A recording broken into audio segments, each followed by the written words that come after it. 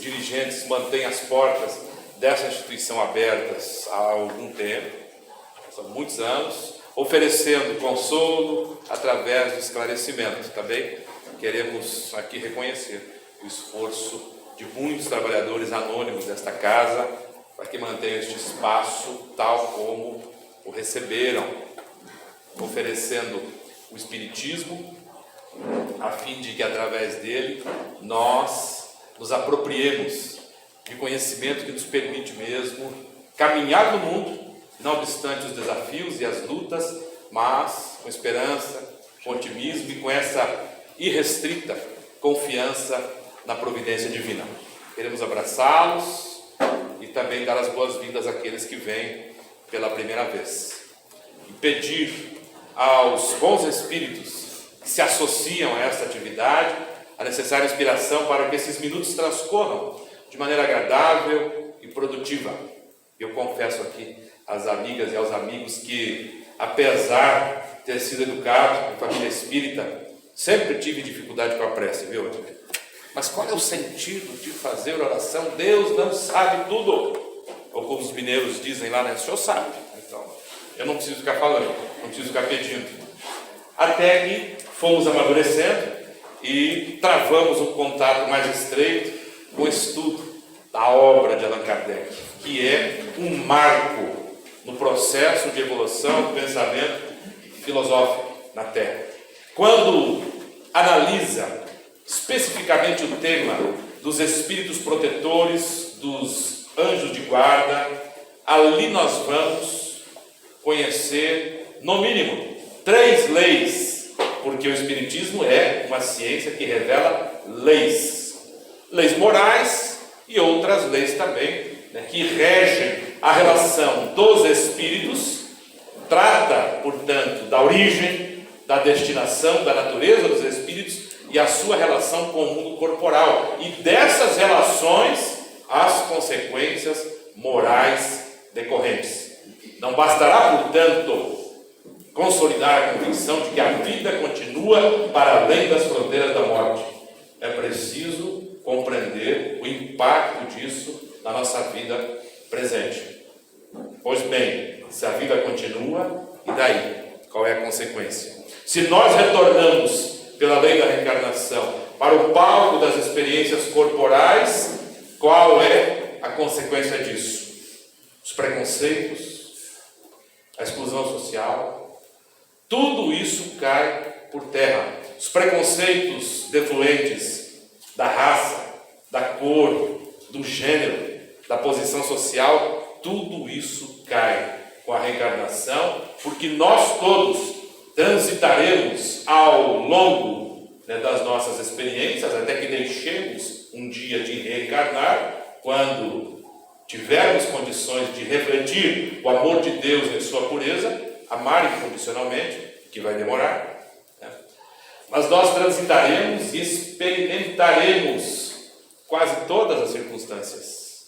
Hoje no corpo masculino, amanhã no corpo feminino, hoje numa condição confortável, com ar-condicionado, luz de LED, né, direção elétrica, amanhã talvez numa pobreza, com escassez de recursos, a fim de que de fato provemos se a nossa confiança em Deus é irrestrita, se nós amaremos os outros apesar das circunstâncias. O amor incondicional não diz respeito apenas a amar o outro. Se o outro é desgraçado, se o outro é criminoso, se o outro me ofende, mas diz respeito também a amar apesar das condições e das circunstâncias em que nós mesmos estamos colocados. Então, quando analisávamos o tema dos anjos de guarda, dos espíritos, né, protetores, nos deparamos com algumas leis. A primeira delas, todos temos, desde os nossos primeiros momentos na reencarnação, um espírito que nos tutela. Segundo, esse espírito é sempre de uma ordem superior à nossa. Nós vamos descobrir que Allan Kardec classifica os espíritos, e olha só, ele consultou direta ou indiretamente em 78 países, mais de 1000 grupos. Recentemente descobrimos que até no Vietnã se realizavam experiências das ditas mesas que giravam, a fim de que os participantes obtivessem respostas às suas indagações no Vietnã, na Casa Branca, aqui no Brasil, no Segundo Império. 1000 grupos, pelo menos, são identificados no mundo todo. Uma verdadeira invasão, um verdadeiro tsunami do mundo espiritual, né, para provocar, e isso de maneira intencional, uma reação providencial e histórica às consequências devastadoras do pensamento materialista, que se foi bom há 250 anos, há 150 anos, agora deixou consequências profundamente perturbadoras numa sociedade assinalada por graves contradições, que exalta as conquistas da tecnologia e a própria ciência e vive com cerca de 3 milhões de crianças morrendo todos os anos de fome nos países do continente africano. Falamos excessivamente em razão, em ciência e tecnologia, e temos visto 50 milhões de abortamentos sendo praticados todos os anos. Uma escalada de 125% nos últimos 3 anos no feminicídio. 1 milhão de pessoas se suicidaram no último ano. Aproximadamente, de acordo com alguns índices, 400 milhões de indivíduos conheceram o cárcere profundo da depressão, colocando esta situação ou enfermidade como agora a maior preocupação, não agora por conta do coronavírus, né? Mas como a maior preocupação da Organização Mundial de Saúde. Afirmam os relatórios dessa mesma organização que a depressão já é a primeira causa de morte no planeta e a primeira causa em desabilitação para o trabalho. As pessoas estarão impedidas do trabalho se tiverem a depressão associada às velhas e conhecidas patologias. Um indivíduo com problemas cardíacos, sem depressão, ficará mais tempo no corpo do que aquele que tenha depressão e o problema cardíaco. Então, ela passará a ser a primeira causa de morte e desabilitação para o trabalho. Nós nos preocupamos com tanta coisa, né? Com calvície, com o risco do carro, com o chiado do motor, e a depressão vai sutilmente tirando a alegria de viver. E o Espiritismo, portanto, é essa reação histórica e providencial dos espíritos da primeira e da segunda ordem, para alertar nós, os espíritos da terceira. É importante, acho que, distinguir bem isso. Os espíritos da terceira ordem são aqueles cujo comportamento é dirigido pelo egoísmo. Somos aqueles que sentimos ainda as paixões negativas, a tristeza, a raiva, o ódio, a inveja, o ciúme. Se alguém não sentir isso, levante a mão, que eu gostaria mesmo de conhecer o espírito da segunda ordem, ainda nessa encarnação. Os espíritos da segunda ordem passaram a porta estreita e não se deixam mais controlar pelas paixões inferiores. Se não tomam café da manhã, se não almoçam, mantêm o bom humor o dia inteiro, todos os dias. Se eles são lesados na fila do banco, não reagem com raiva, né, relativamente àquele que passou. Apenas alertam, sem afetação. Tem alguém assim? Que nunca sentiu tristeza, raiva, ciúme, inveja, que se apresente aqui? Muito obrigado. Então os espíritos da segunda ordem reagem providencialmente e trazem o espiritismo. Claro que reagem em diversos pontos do planeta. E neste capítulo específico dos anjos de guarda, primeiro, todos temos um espírito que nos acompanha e nos tutela. Este espírito será sempre de uma ordem superior à nossa. Imaginem que se nós fôssemos tutelados por espíritos de uma mesma ordem que a nossa, e se nos dessemos bem na vida e eles sentissem inveja da gente, ou ciúme, ou tivesse uma mágoa, não daria certo. Então tem que ser um espírito que já superou as paixões. E os espíritos da segunda ordem, quando encarnados na terra, têm como seus anjos de guarda os espíritos da primeira ordem. A gente nem imagina o que seja isso.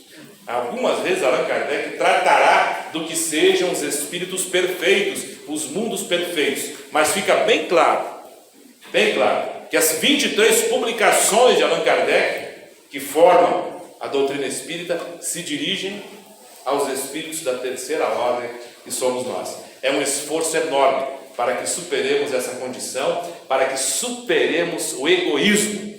Tem se falado muito na nova era. Vários palestrantes e comunicadores pautaram esse tema nos últimos 10 ou 15 anos. Fala-se em números. Passou 2012 e não deu muito certo. 2019 já passou e parece que não foi dessa vez. Fala-se agora em 2052, 2057 com margem de erro do Ibope, né? Mas quando nós mergulhamos nesse tema na obra de Allan Kardec, nos damos conta de que a nova era só será possível quando entre nós houver fraternidade. E quando estudamos o conceito de fraternidade nessa mesma obra, por 14 vezes essa palavra será definida nas 23 publicações. A primeira delas, fraternidade, é amar o criminoso e o desgraçado como se fosse nosso irmão. Já paro por aí, né? Porque o que vem depois, né, deixa bem claro também que essa era só será possível quando nós todos nos dispusermos a arregaçar as mangas e superar os impositivos do egoísmo e ir na direção daquele que sofre e amar aquele que nos ofende, aquele que nos persegue, aquele que se incriminou. Amar como nós amamos um irmão. Só por aí nós percebemos o quão distantes ainda estamos. Não será um número mágico.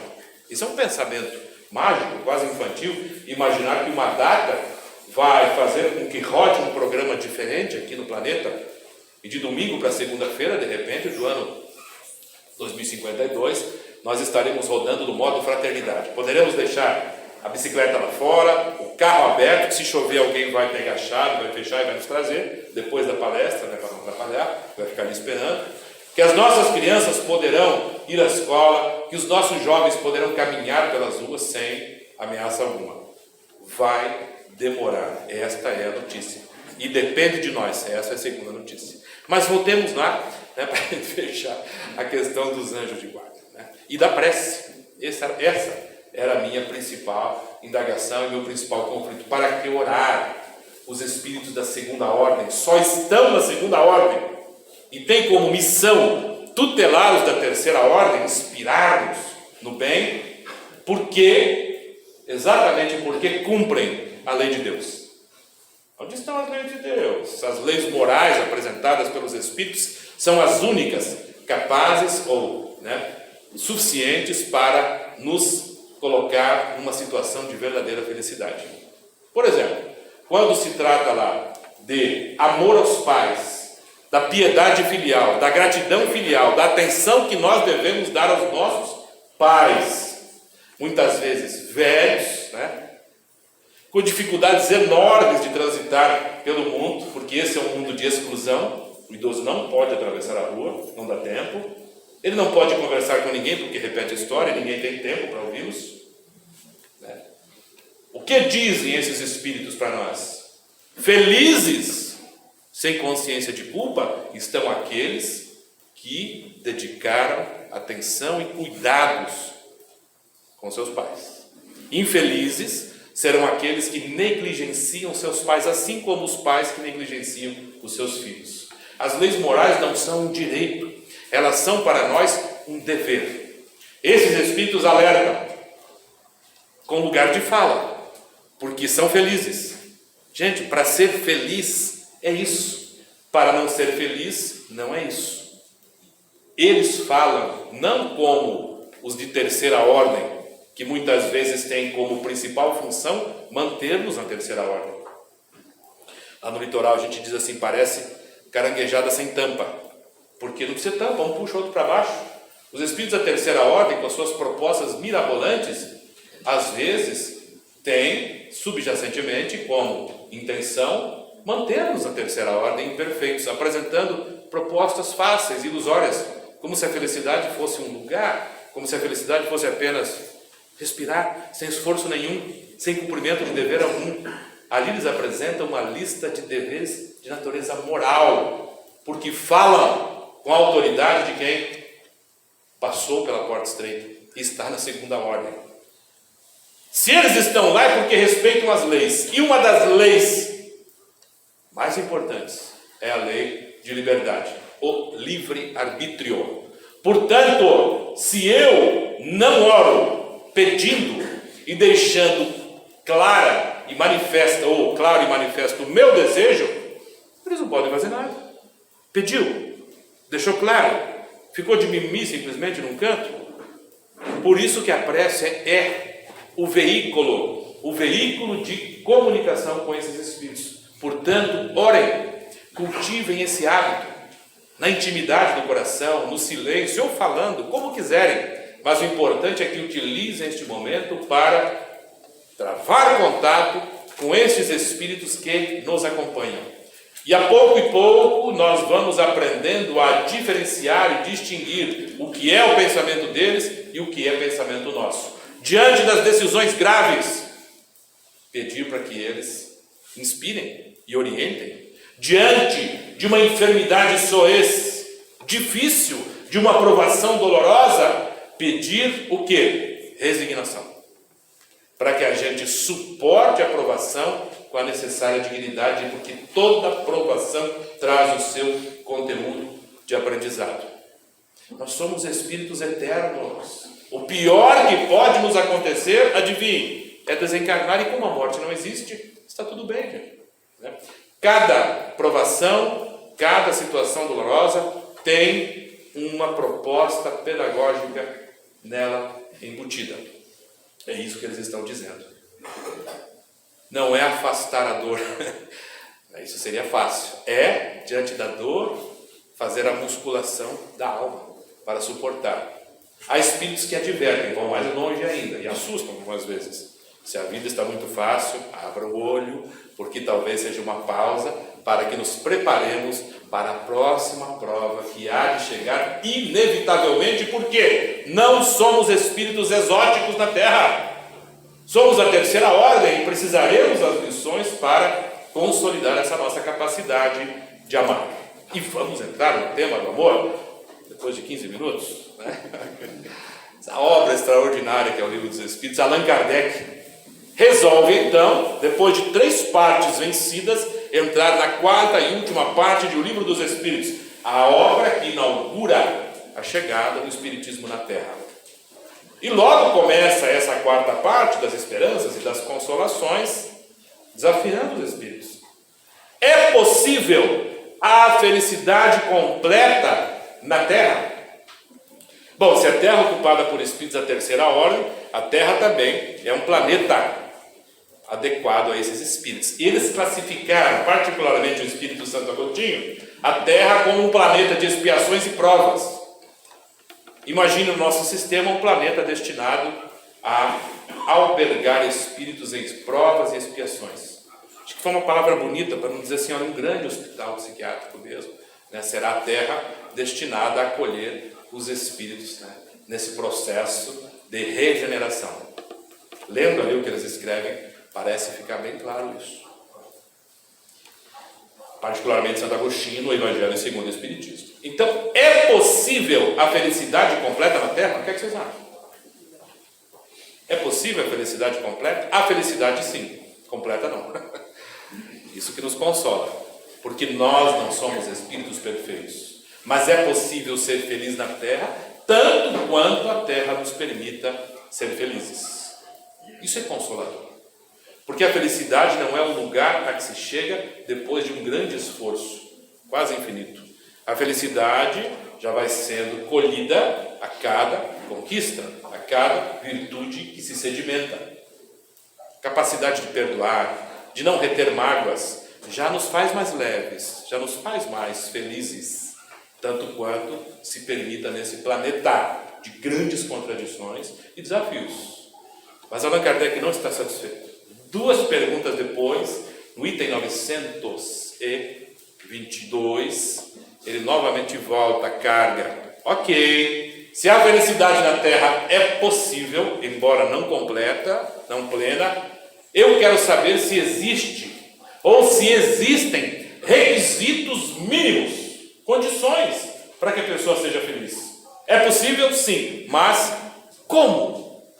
De que maneira? O que é que eu preciso, então, conquistar, amealhar para ser minimamente feliz na Terra? E não é que eles respondem que sim, é possível. Aos bilhões de espíritos que estão aqui, 7, quase 8 no corpo, só há duas estatísticas. Só 2 espíritos opinam sobre a população. O espírito Jones, através de Raul Teixeira, no livro Para Uso Diário, e o espírito Emmanuel, através de Chico Xavier, no livro Roteiros. Ambos falam em cerca de 21, 22 bilhões de espíritos na Terra.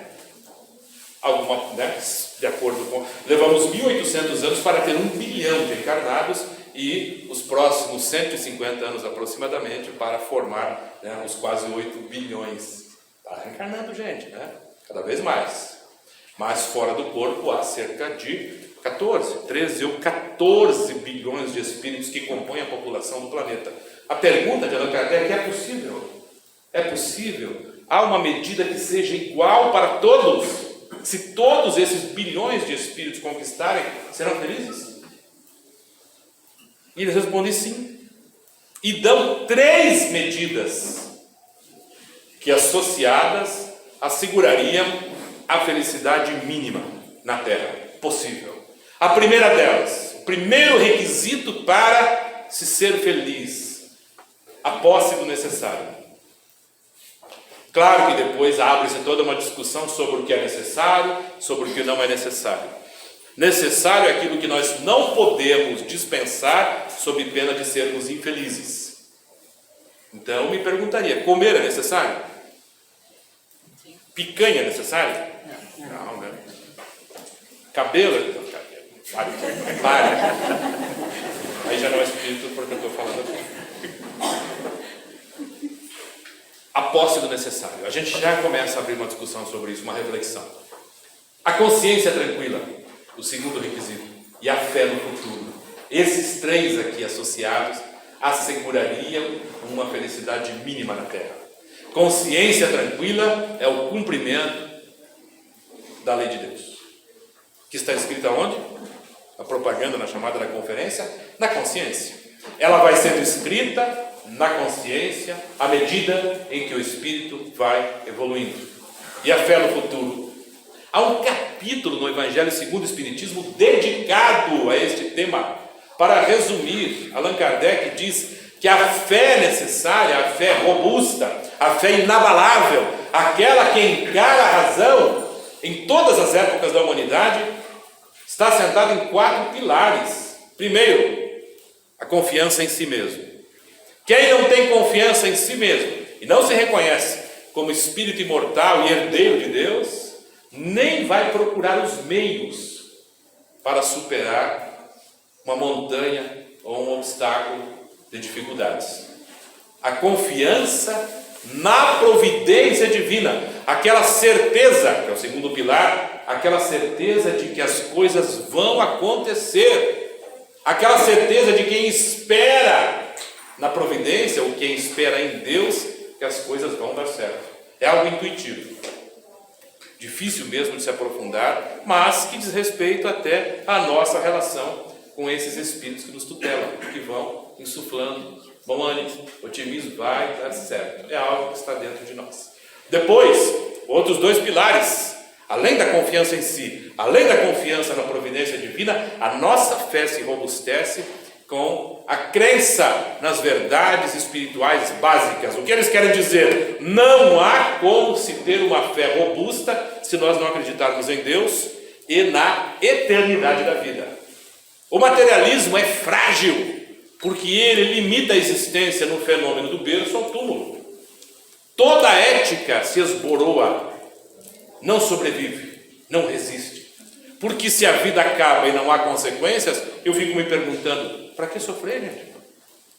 Para que colocar um filho na terra para sofrer?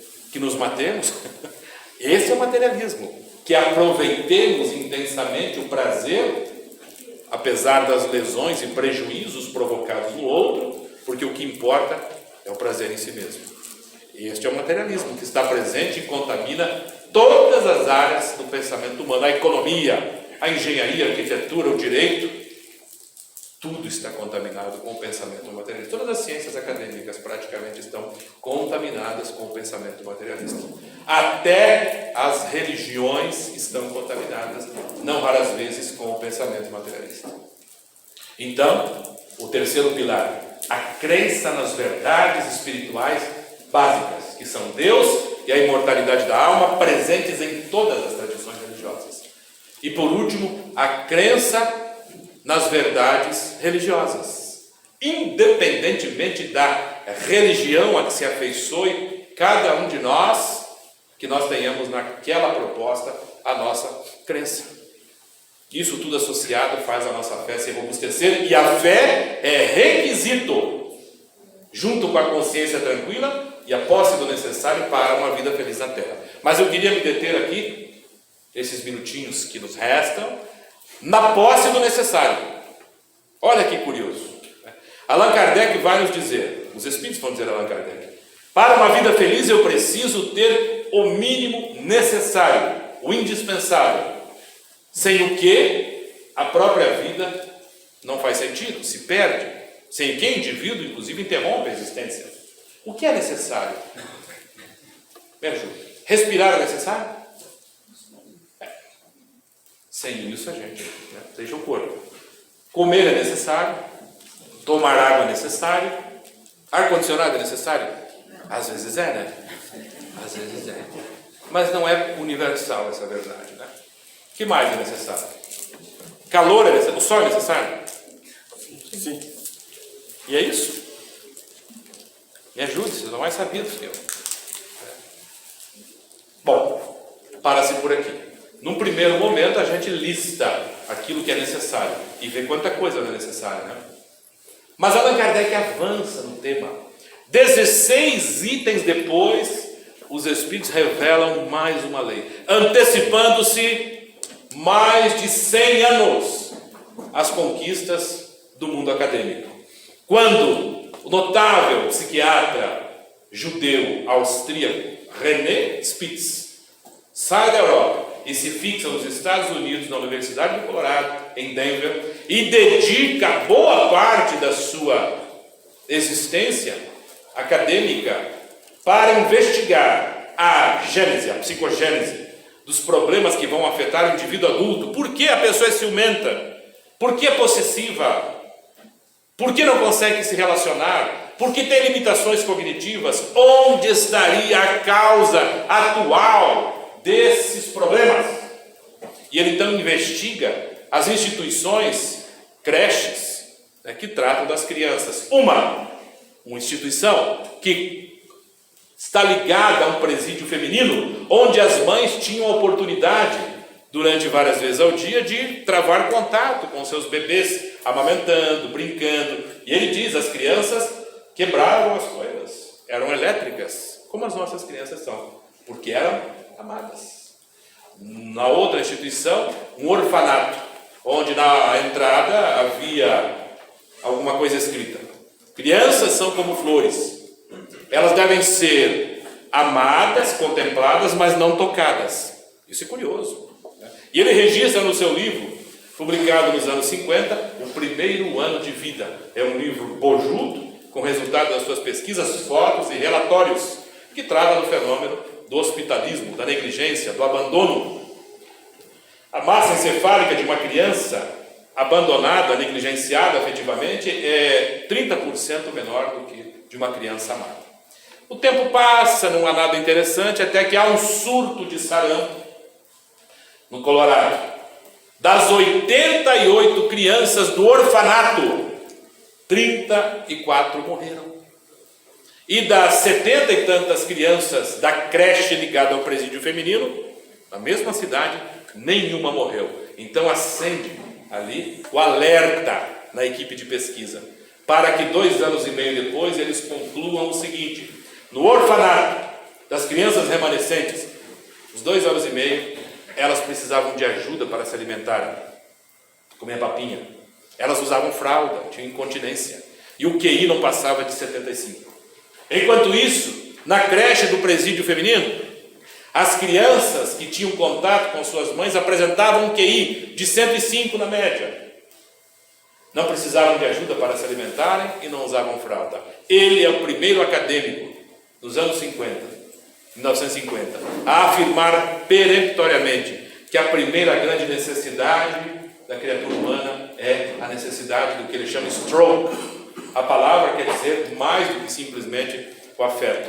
É a amamentação, é o toque, é o olhar, é sim o amor que é dedicado, são todos os cuidados, né, que a gente tem para com uma criança a fim de que ela se desenvolva. O abandono é devastador. O abandono pode representar inclusive a morte da própria criança. Bom, Allan Kardec, item 938 de O Livro dos Espíritos, vai dizer o seguinte: 100 anos antes, a natureza deu ao ser humano a necessidade de amar e de ser amado. Aí está uma lei. 100 anos antes do pronunciamento da ciência acadêmica, Allan Kardec apresenta uma lei. Bom, se nós temos necessidade de amar e de ser amado, e precisamos compreender que essa necessidade está no mesmo nível da necessidade de respirar, da necessidade de se alimentar, da necessidade do calor, da necessidade de tomar água. É uma necessidade tanto quanto são as necessidades fisiológicas que nós temos. O espírito Blaise Pascal, apresentado como o espírito da segunda ordem por Allan Kardec, vai dizer numa tese brilhante no Evangelho segundo o Espiritismo, capítulo 11, item 12, quando trata do problema da violência urbana e das tensões sociais.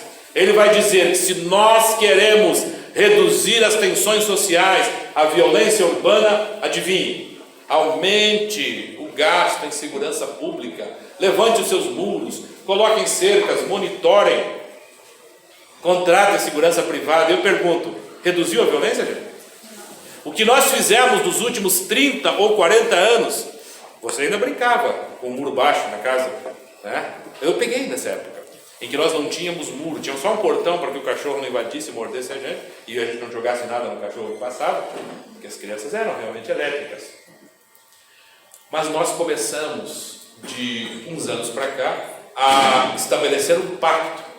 O pacto, e nós ensinamos as crianças a não conversarem mais com estranhos. Não aceite nada de estranho, não converse com estranho, não fale com estranho, não olhe para estranho.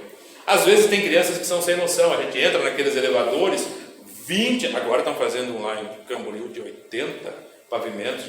O que será para um curitibano a experiência de entrar no elevador, no litoral, 80 pavimentos, ainda bem que há elevadores rápidos, mas parece que há outros que não são tão rápidos, e passar mais de 3 minutos com pessoas estranhas, tentando olhar para nós. Claro que daí a engenharia vem em nosso socorro e coloca aquelas telas no canto do elevador, né? Impressionante, e vai chover, hein? E ó, nós, em algum momento, decidimos, pactuamos, não falar mais uns com os outros. E Blaise Pascal vai tratar desse tema, que é a indiferença. A indiferença é o oposto da afetividade. Ah, mas não é o ódio? Não é o ódio. Porque o ódio é uma espécie de afeto ou amor doente, tóxico. Mas a indiferença mata. A indiferença esfria as relações.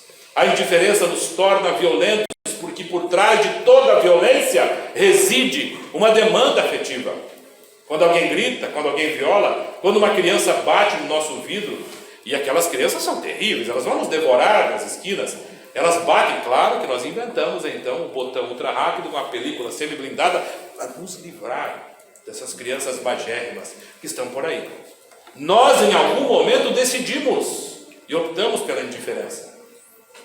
E Pascal faz esta reflexão: não nos surpreendamos com os resultados da falta de afeto. O resultado da falta de circulação do amor é a violência, a tensão social. Não resolveu levantarmos os muros, não resolveu projetarmos as ilhas condominiais de luxo para nos isolarmos. É preciso uma atitude corajosa, sugerirá o notável Blaise Pascal, que aos 9 anos de idade inventou a calculadora. Não tinha o que fazer, chovia muito em Clermont-Ferrand, na França, a calculadora. Depois uma equação, que a tensão é força sobre área, notável físico de uma vida moralmente casta e dedicada à ciência. Agora, convidado pelo Espírito de Verdade a dar as suas dissertações e contribuições na obra de Allan Kardec. Se nós quisermos vencer a violência, a tensão social, não há outra recomendação, senão a de corajosamente arregaçarmos as mangas e estabelecermos a caridade, a fraternidade nessas relações, indo ao encontro daqueles que sofrem, indo ao encontro daqueles que estão segregados. Quanto mais levantarmos os muros e quanto mais os políticos se elegerem com o discurso de vamos investir em segurança, mas quem investe em gentileza? Quem investe em cordialidade? Quem resgatará a nossa capacidade de dialogar com aqueles que estão excluídos, com os nossos velhos, com os nossos enfermos, com os presidiários que estão abarrotados e soterrados nos presídios?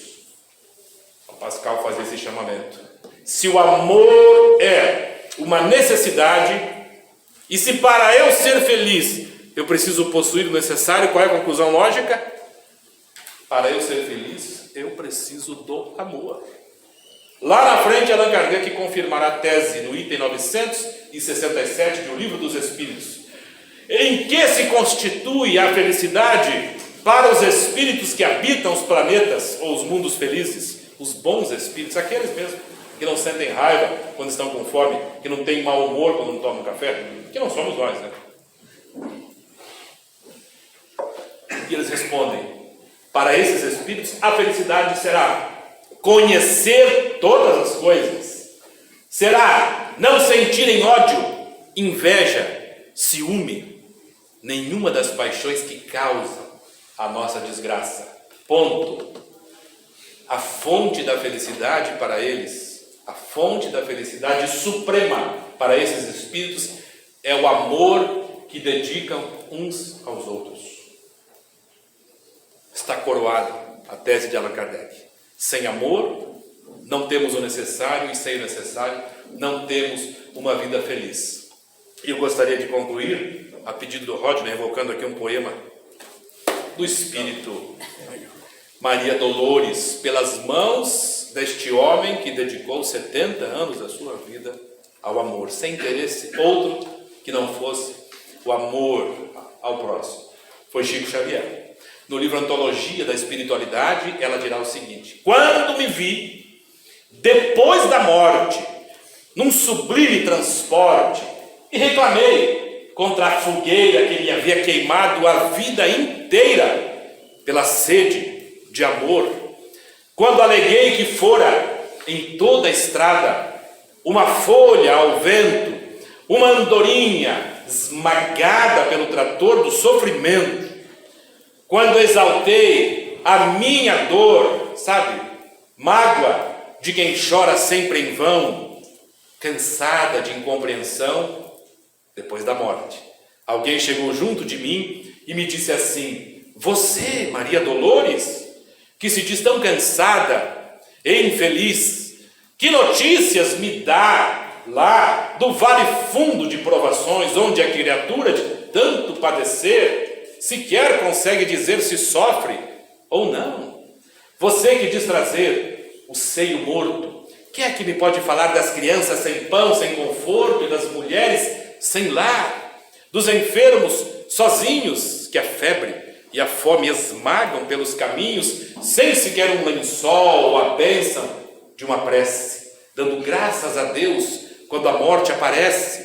Você, que afirma haver amado tanto e que deve ter visto o sacrifício e o pranto daqueles que clamam pelo Cristo, suplicando o carinho que não tem, hein? Quem é que me pode falar daquelas outras aflições, dos que estão trancados em manicômios e prisões, como feras na grade, morrendo de secura, de solidão, de ansiedade, da ausência total da nossa mínima cota de solidariedade? Bem querer, bem querer. Ai de mim, nada pude responder, calei-me envergonhada. Que tortura, meu Deus, a verdade no além, porque eu apenas desejei ser amada, mas não venci o meu egoísmo e não amei a ninguém. Acima de tudo, comunidade espírita, amigos do CEPEC, tenhamos, como dirá o apóstolo Simão Pedro, em uma das suas cartas dirigidas à comunidade cristã, acima de tudo, tenhamos amor intenso, uns para com os outros, porque o amor cobre a multidão dos pecados que cometemos e daqueles que ainda cometeremos se nos mantivermos indiferentes uns para com os outros. Coragem, meus amigos e minhas amigas, e que Jesus prossiga sendo o nosso roteiro sempre. Muito obrigado.